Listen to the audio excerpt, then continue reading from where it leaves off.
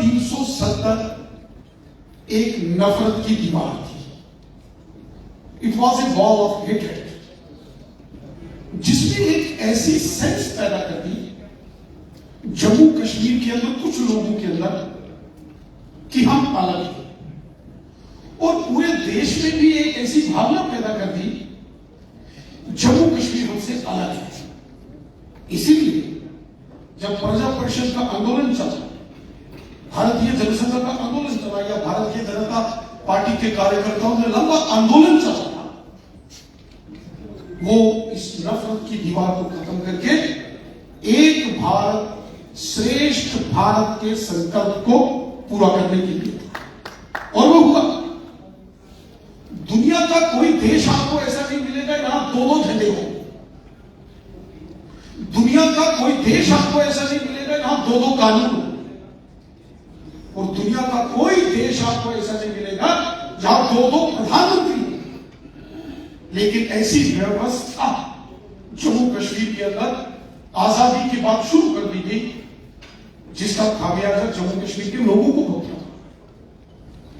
एक narrative build किया गया कुछ लोगों ने, वेस्टेड इंटरेस्ट जिनके थे, और वो लोग जो बॉर्डर के पार रहते थे, उन्होंने एक ओपिनियन बनाया, एक नैरेटिव यहां बिल्डअप करने की कोशिश की कि जम्मू कश्मीर जो है ये हिंदू वर्सेस मुसलमान की प्रॉब्लम है, जबकि ऐसी हकीकत में नहीं थी। अगर 1947 में जब पाकिस्तान के हमलावरों ने जम्मू कश्मीर पर पाकिस्तान की फौज ने हमला किया, उस वक्त अगर रजौरी पुंछ में, नॉर्थ कश्मीर में अगर लोग लड़े, जम्मू में भी लड़े तो कश्मीर में भी लड़े। अगर पंडित प्रेमनाथ डोगरा जी, ब्रिगेडियर राजेंद्र सिंह जी, मेजर सोमनाथ साहब लड़े, तो बारामूला के अंदर मोहम्मद मकबूल शेरवानी भी लड़े। वो मोहम्मद मकबूल शेरवानी साहब थे जिन्होंने बारामूला के अंदर नारा दे दिया, पाकिस्तानी हमलावर खबरदार, हम कश्मीरी हैं तैयार। ये नारा किसने दिया? एक कश्मीरी नौजवान जिनका नाम मोहम्मद मकबूल शेरवानी थी। लेकिन कभी शेरवानी साहब को याद नहीं किया। पिछले 70 सालों में कभी शेरवानी साहब की मजार पर कोई माला चढ़ाने या फूल चढ़ाने नहीं गए, क्योंकि एक section of society Jammu Kashmir के अंदर था, वो रूलिंग क्लास के अंदर वो लोग ज्यादा थे जिन्होंने डोमिनेट किया और जिन्होंने नेशनलिस्ट फोर्सेस को हमेशा दबाया। और जब धारा 370 समाप्त हुई, उसके बाद पूरे देश के अंदर ही नहीं बल्कि जम्मू कश्मीर के अंदर भी आप देखिए, चंद लोगों को छोड़ के बाई अल्लाह किसी को कोई परेशानी नहीं हुई, कोई पत्थरबाजी नहीं, कोई हड़ताल नहीं। छोटा सा इंटरप्शन है। अब जो पॉलिटिकल पार्टियां हैं जो ये चाहती हैं कि इस मुद्दे पे डिस्कशन हो, तो शायद कुछ और धड़कनें चलती रहें और थोड़ा जिंदा रहे मुद्दा। वो तो कहते रहे कि हम इस स्टेटस के साथ खुद को स्पेशल फील करते हैं, उनको क्या कहना? देखिए, जम्मू कश्मीर के जो इस सारे धारा 370 को जानने वाले लोग हैं, जो लॉयर्स हैं, एडवोकेट्स हैं, वो इस बात को जानते हैं कि भारत के संविधान में स्पष्ट तौर पर लिखा है, article 370 is a temporary and transitional provision. ये कभी स्पेशल स्टेटस नहीं था। बार बार बोला गया, एक झूठ को 100 बार बोलोगे, सुनने वाले को लगता है शायद ये सच है, लेकिन ये कभी भी परमानेंट नहीं था, और ना ही ये कोई स्पेशल प्रोविजन था। कॉन्स्टिट्यूशन ऑफ इंडिया की बुक में ये मेंशन है, article 370 is an temporary and transitional provision. Okay, Ravindra ji, बड़ा इंपॉर्टेंट है जब ये हम हिस्टोरिकल फैक्ट्स आप बता रहे हैं, तो उसमें ये चीज भी जानना बहुत ज्यादा जरूरी है, क्योंकि मैं रीजनल पार्टीज के स्टेट लीडर्स को सुनता हूँ, हमेशा उनकी रैलीज को सुनता हूँ। तो पिछले कई दिनों से एक और बात जो चल रही है, उससे मैं आपसे भी जानना चाहूंगा कि how far they are correct कि एक्सेशन और मर्जर में भी बहुत आसमान जमीन का फर्क है। और जम्मू कश्मीर जो प्रिंसली स्टेट थी, महाराजा साहब की स्टेट थी, उसने मर्जर नहीं किया, एक कंडीशनल एक्सेशन था जिसको आज के जिसने झंझट खत्म कर दिया। ये जी पॉलिटिकल मर्डर हो गया। एक बहुत बड़ा झूठ बोला गया जम्मू कश्मीर के सजा कि एक्सेशन हुआ है, मर्जर नहीं हुआ है। और ये कहा गया बार बार कि जम्मू कश्मीर का जो विलय है, एक्सेशन है, वो कंडीशनल है, उसमें कंडीशन लगाई। आपको जम्मू कश्मीर के एक्सेशन जो इंडियन डोमिनियन के साथ 26 अक्टूबर 1947 को उस वक्त के महाराजा बहादुर, महाराजा हरि सिंह जी ने किया, उसको पढ़ने से पहले आपको इंडिया इंडिपेंडेंट एक्ट 1947 पढ़ना पड़ेगा। जिस वक्त अंग्रेजों का भारत में रूल था, there was a two set of governance in India, दो प्रकार के सिस्टम। एक वन वाज ब्रिटिश इंडिया, जहां अंग्रेज डायरेक्ट रूल करते थे, और सेकंड वाज प्रिंसली स्टेट्स, जहां अंग्रेजों का डायरेक्ट रूल नहीं था, लेकिन वो कुछ साल का कुछ पैसा, कुछ हर्जाना, कुछ ऐसा वहां के राजा से लेते, टैक्सेस वसूल करते थे। And Jammu and Kashmir was also a princely state. और जब देश की आजादी की बात चल रही थी, उस वक्त इंस्ट्रूमेंट ऑफ टैक्सेशन जो इंडिया इंडिपेंडेंट एक्ट 1947 के तहत ब्रिटिश पार्लियामेंट ने पास किया था, उसमें यह लिखा था कि जो प्रिंसली स्टेट का राजा होगा, राजा को ये अधिकार है कि he to decide, the king of the princely state to decide whether to exceed its dominion in India or in Pakistan. उस समय दो ही भारत का विभाजन करके एक भारत और एक पाकिस्तान बना। तो महाराजा हरि सिंह बहादुर ने first and second round table conference जो लंदन के अंदर हुई थी, उसमें देश की आजादी की बात की, भारत को आजाद करो। उस वक्त के गवर्नर जनरल ने बोला था कि भारत को आजाद कर देंगे तो शायद भारत के लोगों को सत्ता चलाना नहीं आएगी। तो महाराजा हरि सिंह बहादुर खड़े हुए, उन्होंने कहा भारत में उस समय की सत्ता चलती है जब भगवान राम और कृष्ण के जमाने की, महाभारत और रामायण काल से हम सत्ता चलाना जानते हैं। राम राज्य की कल्पना का जिक्र सेकंड राउंड टेबल कॉन्फ्रेंस में हुआ था। इसीलिए जो इंस्ट्रूमेंट ऑफ एक्सेशन है, उसमें सिर्फ और सिर्फ उस वक्त के महाराजा साहब को यह अधिकार था कि वो या तो भारत में या पाकिस्तान में जम्मू कश्मीर का विलय करें। और महाराजा साहब ने 26 अक्टूबर 1947 को इंस्ट्रूमेंट ऑफ एक्सेशन पर साइन करके पूरे के पूरे जम्मू कश्मीर का विलय भारत में किया। वो जम्मू कश्मीर भी जिसका जो आज पाकिस्तान और चीन के इन ऑपरेशन में, वो भी हमारा। मैं मर्जर की बात करता हूं, मर्जर आपको समझ लो। मर्जर क्या था? जैसे पटियाला का महाराजा अलग था, तो पटियाला का मर्जर पंजाब में होगा, पटियाला का मर्जर इंडिया में नहीं होना था। ये कंफ्यूजन क्रिएट किया गया। इसीलिए महाराजा हरि सिंह जी ने विलय किया, वो कंप्लीट है। हाँ, उसके बाद एक विषय हिस्ट्री को सेट आप इसमें एक क्वेश्चन है बड़ा इंपॉर्टेंट। ये हिस्ट्री आप पढ़वा रहे हो ना, पार्लियामेंट की जो स्टैंडिंग कमेटियां हैं, पार्लियामेंट का जो रिकॉर्ड का खंगाल कर देते हैं, जिस तरीके से आप मर्जर और एक्सेशन को हमें समझाने की कोशिश कर रहे हैं, पार्लियामेंट के रिकॉर्ड में आपको कहीं पर ये चीज नहीं मिली। लेकिन क्या मैं ये समझूं कि जो लोग हमसे पहले आए हुए, जिन्होंने पार्लियामेंट के अंदर बातें की है, 47 और आज हमें सबसे ज्यादा समझ आ गया हम मर्जर और एक्सेशन जो इंडिया इंडिपेंडेंट एक्ट, आप उसको आज भी नेट से पढ़ सकते हैं। उसमें कैटेगोरिकली ये बात लिखी थी कि प्रिंसली स्टेट को ही ये अधिकार बताया जाता है कि कंडीशनल, और कंडीशन में सिर्फ एक्सेशन था। देखिए क्या था, अंग्रेजों की जबरदस्त चाल, मैं बताता हूं, अंग्रेजों की एक जबरदस्त चाल।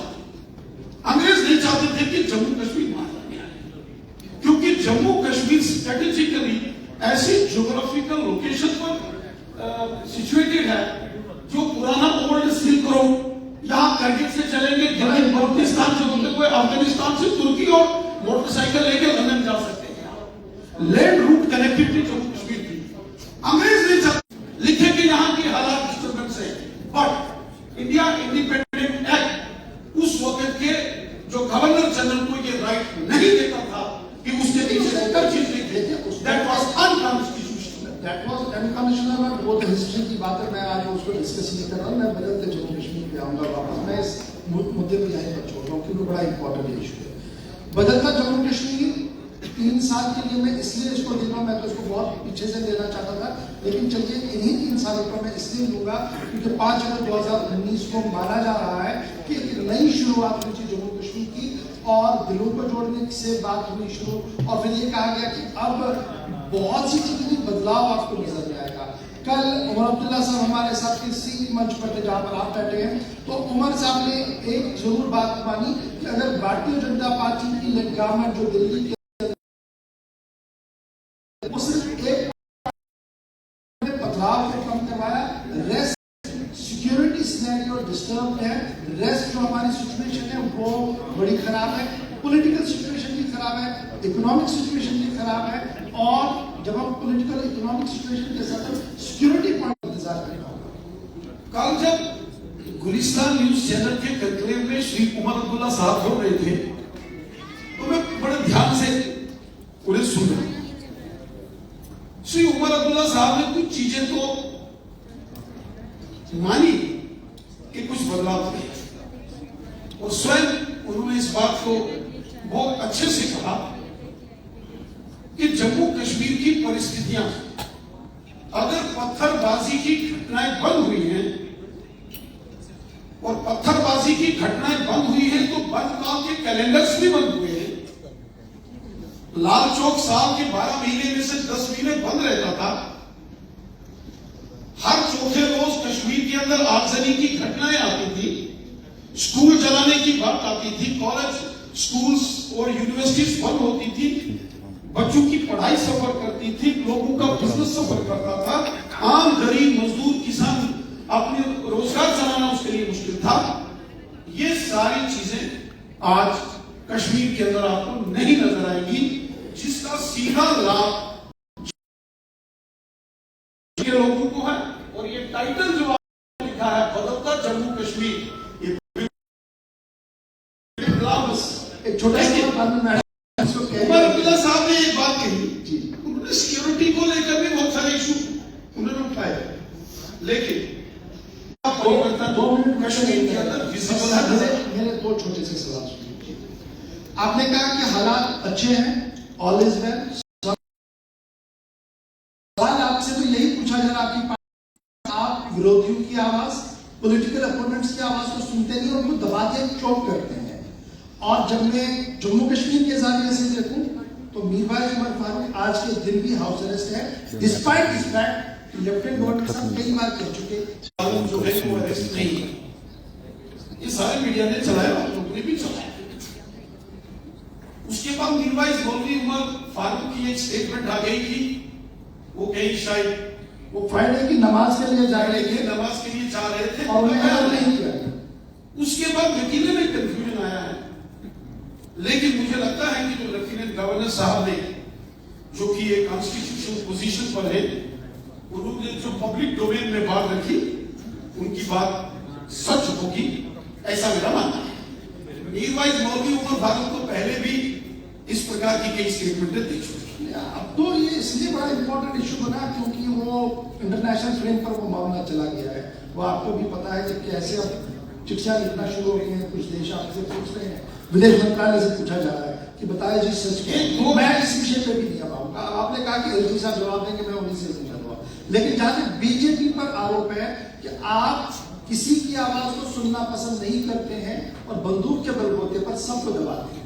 मैं कल से यहां बैठा हूं, सबकी आवाज मैंने हर एक की सुनी और भारतीय जनता पार्टी हर एक की आवाज सुनती है। रैना जी सवाल ये था स्वयं माननीय प्रधानमंत्री जी से कई बार माननीय प्रधानमंत्री जी से सभी मिले हैं और जो बात जिसका जिक्र प्रियंका जी स्टार्टिंग में किया था, दिल्ली की दूरियां और दिल्ली की दूरियां, उमर अब्दुल्ला ने कल आप ही के सामने इस बात को कहा कि मैं अगर गुप्कार की एक मीटिंग अटेंड कर दूं तो अगले दिन मुझे ईडी बुलाती है, आपने तो समझ करती है। नहीं, आपने कई बार न्यूज चलाई है जिसमें श्री उमर अब्दुल्ला साहब गुप्कार की मैं अपने इसको लेकर इन्वेस्टमेंट और नौकरियां एक चीज और भी ले लीजिएगा। जब मैं मैडम ने तो सवाल पूछ लिया आपसे नौकरी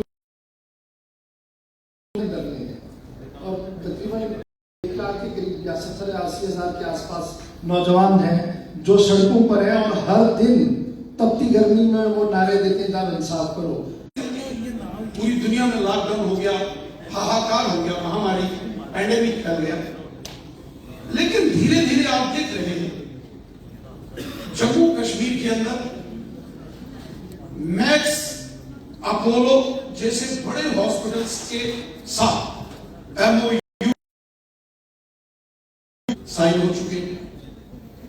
बहुत बड़े बड़े इन्वेस्टर्स जो कि भारत के बाहर से भी, अभी आपने कल ही लेफ्टिनेंट गवर्नर साहब ने उसका जिक्र किया था कि दुबई से, अरब के देशों से भी एम्प्लॉयमेंट होते हैं। एक गवर्नमेंट सेक्टर में आना, एक प्राइवेट सेक्टर। गवर्नमेंट में तो पहले इंतजार कर रहे हैं लोग। गवर्नमेंट में बहुत सारी रिक्रूटमेंट हुई है, जेके बैंक में रिक्रूटमेंट हुई है, यहाँ क्लास 4 के एम्प्लॉयज की रिक्रूटमेंट हुई है, CRPF की, पुलिस की प्रक्रिया को आगे बढ़ाते रहना जी। मैं वापस ले जाऊंगा 5 अगस्त को, थोड़ा सा याद कीजिए और अपने आंखों के सामने पार्लियामेंट का वो सीन लाइए जब दाखिला वजीर साहब खड़े होकर ये बता रहे थे, हमें समझाने की कोशिश कर रहे थे कि 370, बस इतना बता। देखिए, मैंने आपको पहले सेटअप पे एम्प्लॉयमेंट सरकार की बात करके 50,000 का आंकड़ा आप लोगों की तरफ से आया, पार्लियामेंट के फ्लोर पर आया, फिर उसको घटाकर 30,000 किया गया, स्वयं जो पुराने गवर्नर 5,000 तक भी 3 साल में रोजगार मिला। जो पुराने गवर्नर थे सतपाल मलिक साहब, उस वक्त हम थे वैकेंसीज की, उनको हम फिल करेंगे। भारत सरकार के साथ बात भी हुई थी, माननीय गृह मंत्री जी ने स्वयं कहा था। बीच में कोविड का एक दौर आया, कोविड खत्म हुए भी 1 साल बात प्रक्रिया हुई है। मैंने कहा पुलिस डिपार्टमेंट में हुई है, जेके बैंक में भर्ती हुई है। स्वयं 24 अक्टूबर 2021 को माननीय गृह मंत्री साहब ने यहाँ अपॉइंटमेंट लेटर्स यहाँ बच्चों को दिए थे, जम्मू में, कश्मीर के अंदर दिए। धीरे धीरे की खबर को लात मारिए, फिर तो बहुत इंसाफ होगा। नहीं, वो SRO 43 नहीं, सारे SRO 43 के नहीं थे। SRO 43 में हम चेंजेस करके अब चेंज को दोबारा लाया गया है। वो एक रैंडम प्रक्रिया के तहत वो अपॉइंटमेंट ऑर्डर्स दिए गए। ठीक है। अब एक चीज और भी है, जब आपने नौकरी की बात छेड़ दी और इन्वेस्टमेंट की बात भी हो गई, तो एक सवाल ये भी पूछा गया कि आप अगर यही इन्वेस्टमेंट गुजरात के लिए होती, यही उत्तर प्रदेश के लिए होती, तो शायद आप इन्वेस्टर्स के नाम भी बता देते कि कौन सी कंपनी कौन सा प्लांट लगा रही है। लेकिन अभी आप जो चीजें डिस्क्लोज नहीं कर रहे हैं, इसका मतलब ये अभी या तो पुख्ता नहीं है। हम बता रहे हैं, मैंने आपको स्वयं कहा कि अपोलो हॉस्पिटल, मैक्स हॉस्पिटल जैसे बड़े बड़े यहाँ हॉस्पिटल्स के साथ उनके जो ऑनर्स हैं उनके साथ MOU साइन हुई। इसी प्रकार बहुत बड़े बड़े इंडस्ट्रियलिस्ट हैं, वो मुंबई से हैं, दुबई से हैं, रोज अखबारों में आता है, सब पढ़ते हैं, रहना साहब रोज पेपर्स के अंदर MOU साइन।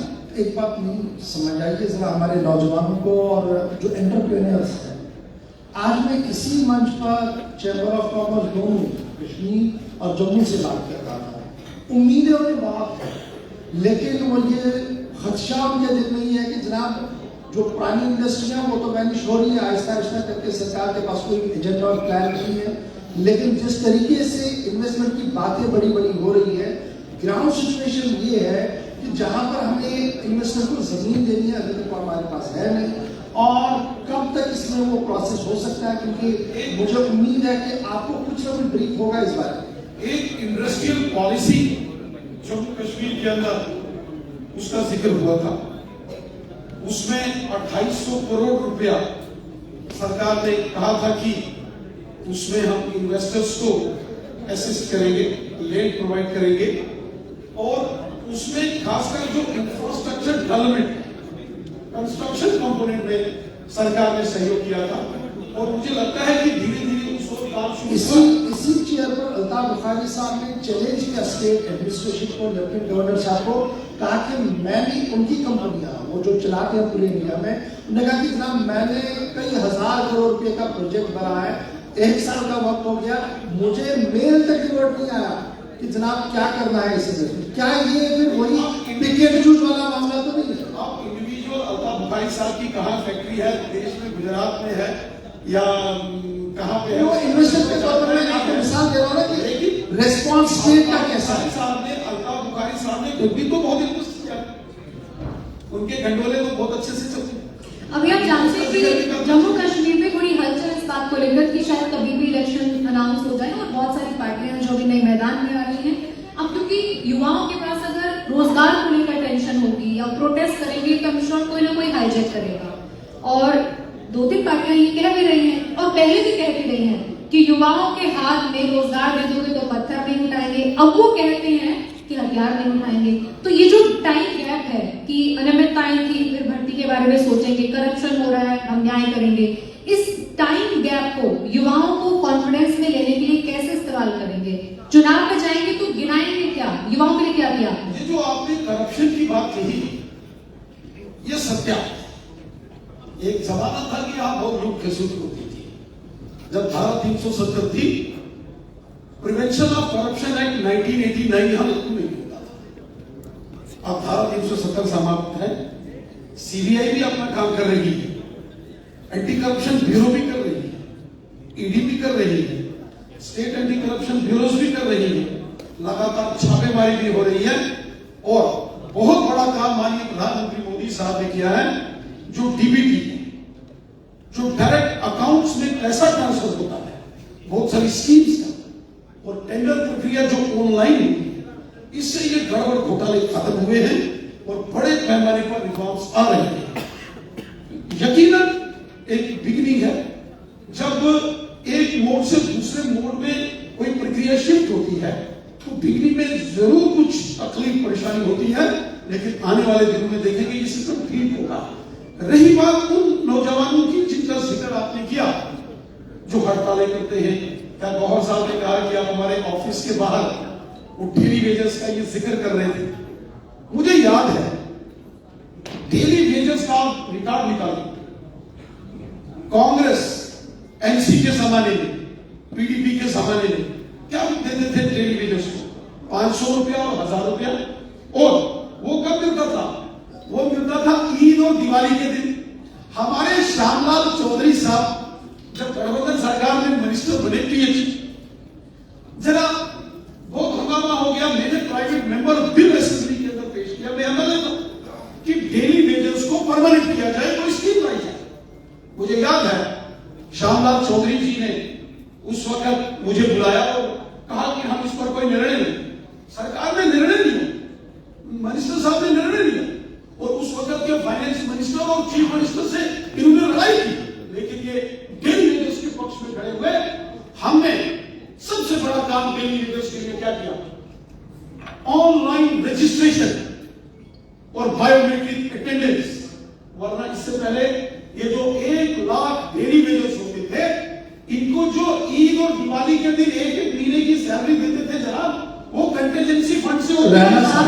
आप हमें 5 अगस्त 2019 के पहले की कहानी बता रहे हैं। हम आपसे सुनने की बात नहीं बता सकते। 2020 के बाद मैं उसके बाद भी आपकी सरकार ने दिल्ली से लेकर बताता हूँ मैं, दिल्ली वेजेस के लिए किया क्या है बताता हूँ, नौजवान के लिए किया है, छोटा सा सवाल। अब जब वो ऑनलाइन रजिस्टर्ड हो गए और उनकी बायोमेट्रिक अटेंडेंस हो गई, वो जो उनको बिना किसी एसआरओ के, बिना किसी नोटिफिकेशन के लगाया गया था, किसी भी वक्त कोई भी सरकार, कोई भी ब्यूरोक्रेट उनको नौकरी से बाहर निकाल सकता। जो पुराने चीफ सेक्रेटरी थे श्री बीपीआर सुब्रमण्यम जी, उन्होंने तो एक बार बयान दे दिया था कि ये लायबिलिटी। मैंने कहा जनाब लायबिलिटी नहीं है, बायोमेट्रिक अटेंडेंस आप लेते हो, ऑनलाइन रजिस्ट्रेशन है इनकी, वरना इनको बाहर कर दिया गया होगा अगर हमने उस वक्त ये निर्णय नहीं किया। आज जो टेलीविजन की प्रॉब्लम्स को कैसे एड्रेस करें? 4500 इनकी सैलरी थी, सक्सेस होगी। आप सवाल सीधा सा है कि 5 अगस्त के बाद कितने हजार टेलीविजन को आज तक पक्का किया गया, होगा या नहीं होगा? नहीं होगा तो खत्म कीजिए। नहीं, खत्म नहीं कर सकते हैं। भारतीय जनता पार्टी तमाम टेलीविजन के साथ है।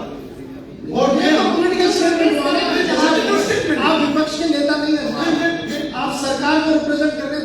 अभी सरकार को नहीं, एक बात मैं भी आपको बताऊं, मैं पार्टी का अध्यक्ष हूं, मैं सरकार को रिप्रेजेंट नहीं कर रहा। नहीं, जो प्रोटेस्ट है सरकार आपकी पार्टी की है, मैं सरकार को दबाव बनाता हूं। मैं एलजी साहब से अक्सर बात ठीक है, करता हूं। डेली वेजेस को क्या और डेली वेजेस उम्मीद रखते हैं? देखिए पहले 4500, उसके बाद 6700 और अब 9000 के करीब उनका ऑनरेरियम है, और जो मंथली बेसिस पर उनको मिलता है। पहली बात मेरा मानना है ये कम है, और ये ज्यादा होना चाहिए। शायद कम से कम मिनिमम वेजेस के बाहर जो लोग कपड़े फाड़ रहे हैं वो कह रहे हैं 8-9 महीने से सैलरियां मिली नहीं। यही तो मिलता है कि जो नहीं 2 दिन पहले की कहानी, जब आपके दफ्तर के बाद लाठीचार्ज करना पड़ा, रास्ता खोलना पड़ा, वीआईपी मोमेंट। सवाल तो यही है ना कि शायद जो सरकार को ब्रीफिंग जाती है वो सही नहीं जा रही। पिछले दिनों माननीय गृह मंत्री श्रीमान अमित शाह साहब के साथ हमारी बैठक, उस बैठक में भी इस विषय का जिक्र आया। 2-3 इश्यूज हैं डेली वेजर्स के, जिसमें प्रायोरिटी में है minimum wages act Jammu Kashmir में लागू हो। माननीय गृह मंत्री जी के साथ हमने वो जिक्र किया, और कल आपके कंक्लेव में माननीय लेफ्टिनेंट गवर्नर साहब इस बात का जिक्र किया, जो कि आज सभी न्यूज़पेपर्स की हेडलाइन है, और मुझे विश्वास है कि बहुत जल्द निर्णय होगा, और मिनिमम वेजेस एक्ट को लेकर पहले निर्णय होगा, और यकीनन डेली वेजेस की पॉलिसी भी बनेगी और उनको अच्छी होगी। चलिए हम उम्मीद करेंगे मामला हल हो, क्योंकि इलेक्शन शायद सामने इस पर आप ज्यादा प्रकाश डाल सकते हैं कि क्या इलेक्शन है नहीं है, या हमें जिस तरीके की बातें हो रही 2024 में इलेक्शन होने, वो आप बता पाएंगे हमें कि कहाँ तक प्रोसेस है। अक्सर बीजेपी पर ये दबाव है, एक सवाल पूछा जाता है कि बीजेपी चुनाव से डर रही है जम्मू कश्मीर के अंदर, क्योंकि इनके बैग और किताब बिल्कुल खाली है, ये कुछ दिखा नहीं पाएंगे कांग्रेस रिपोर्ट की। भारतीय जनता पार्टी जो है वो जम्मू कश्मीर में असेंबली चुनावों के लिए बिल्कुल तैयार है।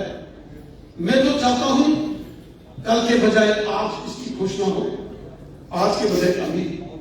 हम पूरे तरीके से चुनाव लड़ने के लिए तैयार हैं, और मुझे विश्वास है कि जिस प्रकार का रिस्पांस पूरे जम्मू कश्मीर में इस वक्त भारतीय जनता पार्टी को मिल रहा है, जिस प्रकार केंद्र की नरेंद्र मोदी साहब की योजनाएं पूरे जम्मू कश्मीर में लागू हुई, चाहे वो किसानों के खातों में 6-6 हजार है, चाहे वो फ्री राशन है, फ्री वैक्सीन है, 5-5 लाख के गोल्डन कार्ड जो हेल्थ कार्ड जिसका लाभ आम जनता को मिल रहा है, गांव गांव में पीएमएवाई के मकान, स्वच्छ भारत मिशन के तहत टॉयलेट बाथरूम, महिलाओं को बहनों के नाम से, माताओं के नाम से फ्री जो गैस के कनेक्शन दिए गए, गांव गांव में सड़कें, स्कूल, हॉस्पिटल, बिजली, पानी, जो बड़े पैमाने पर डेवलपमेंट हुआ है, और जिसका डायरेक्ट बेनिफिट जनता को हो रहा है।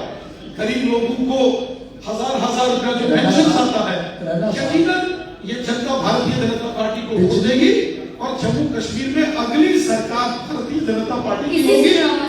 मिशन 50+ यकीनन हम हासिल करेंगे। बीजेपी की सरकार बनेगी। आप पर आरोप लगता है कि सरकार बनाने का सपना देखते देखते आप जम्मू में इतनी सीटें बनाना चाहते हैं, बढ़ाना चाहते हैं, जो अभी प्रोसेस चल रहा है उसमें, कि आपकी सरकार बन ही जाए। कश्मीर में आप लोग कुछ खास परफॉर्म नहीं कर पा रहे हैं, इस पर थोड़ा प्रकाश डालिए। कश्मीर में लोगों को आवाज तो पहुंचे आपकी। सीटें बनाना डिलिमिटेशन कमीशन का काम है, और जो डिलिमिटेशन कमीशन ने सीटें बनाई है उनको जीतना मेरा काम, जनता के सहयोग से, और उसके लिए मैं तैयारी कर रहा हूं। नहीं पड़ता कि जम्मू में सीट बढ़ती है कश्मीर में। देखिए, ये तो डिलिमिटेशन कमीशन ने संवैधानिक प्रक्रिया के साथ सारा काम किया। सर बड़ा इम्पोर्टेंट जो हम आज के कंक्लेव में थोड़ी देर पहले देखा, बहुत गर्म मिलता नहीं, यहाँ पर एक नारा चल रहा है जम्मू को स्टेट को दिया जाए, मतलब स्टेट बनाई जाए, और ट्राइफर्केशन की बातें हो रही है। बीजेपी इस पूरे नारे को कैसे देखती है कि जम्मू से आवाज आ रही है, और क्या वाकई वक्त आ गया है कि इस तरीके का कोई प्लान इंस्टीट्यूट हो ताकि सिचुएशन बिल्कुल है? देखिए, एक जमाना था जब जम्मू से ही ये आवाज निकली थी। आपको याद होगा 2000 तकरीबन 1-2 में यहाँ 2-3 में स्टेट मोर्चा था, और स्टेट मोर्चे की मांग ही थी कि अलग जम्मू स्टेट हो, कश्मीर भी अलग स्टेट बने, और लद्दाख यूटी। 5 अगस्त 2019 को रीऑर्गेनाइजेशन ऑफ जम्मू कश्मीर में लद्दाख को यूटी बन गया। जम्मू कश्मीर एक केंद्र शासित प्रदेश है।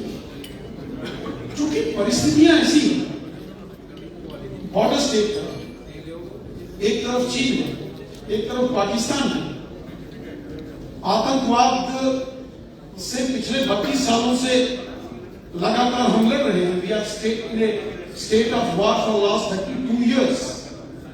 हमारी सेनाएं बहुत अच्छा काम कर रही है, हमारी पुलिस, हमारे पैरामिलिट्री फोर्सेस। और बीच बीच में आप देखते हैं कि दुश्मन किस प्रकार से, वो पाकिस्तान हो, वो चाइना हो, वो गड़बड़ करता है। इसलिए अभी उस प्रकार की स्थितियां नहीं है कि जम्मू और कश्मीर को अलग किया जाए, क्योंकि देश की सॉवरेनिटी के आगे कोई चैलेंज ना आए, कोई प्रश्न चिन्ह न लगे, ये भी देखना हमारा काम है। यानी किसी दिन हम घर बैठे हो और पार्लियामेंट का सेशन चल रहा हो और बिल आए कि ट्राइफर्केशन ऑफ स्टेट हो गया जी, दो तो हो गए थे, अब और दो इससे नहीं। वो जिस रीऑर्गेनाइजेशन की आप बात कर रहे हैं 5 अगस्त 2019 की, वो तो अभी भी स्टैंड जनता पार्टी के एजेंडे पे था। वो तो अभी भी स्टैंड में है ना, वो एक्ट में कुछ भी हो सकता है। देखिए अभी तो जो भी होगा पार्लियामेंट में होगा।